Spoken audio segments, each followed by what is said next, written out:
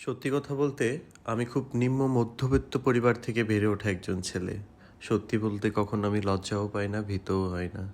তাই হয়তো সৃষ্টিকর্তা আজকে আমার এই অবস্থান উপহার দিয়েছে।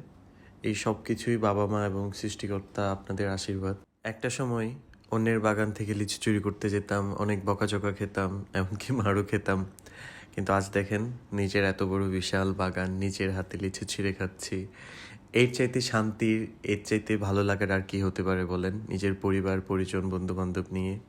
এই পৃথিবীতে যতই যাই কিছু করেন, একা কখনো আপনি আনন্দ উপভোগ করতে পারবেন না।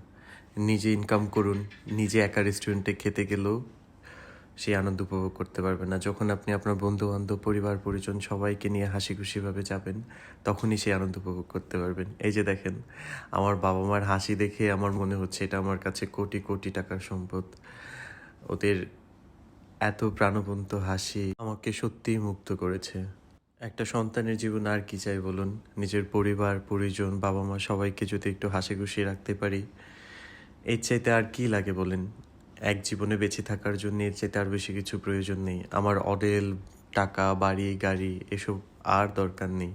আমি শুধু চাই একটু শান্তি, একটু ভালো লাগা, একটু ভালোবাসা, একটু মায়া।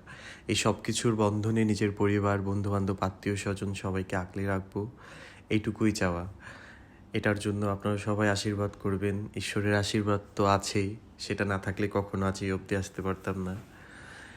তো সবার জন্য অনেক অনেক ভালোবাসা, অনেক অনেক ভালো থাকবেন সবাই। আমাদের পরিবারের জন্য সবাই আশীর্বাদ করবেন। আমরা যাতে সবসময় সুস্থ, সুন্দর থাকি আর এভাবে একে অন্যের পরিপূরক হয়ে থাকি। সবাই ভালো থাকবেন, সুস্থ থাকবেন, সুন্দর থাকবেন। আর সবার দাওয়াত রইল আমাদের এই লিচু বাগানে। যদিও বা নেক্সট ইয়ার। ভালো থাকবেন সবাই।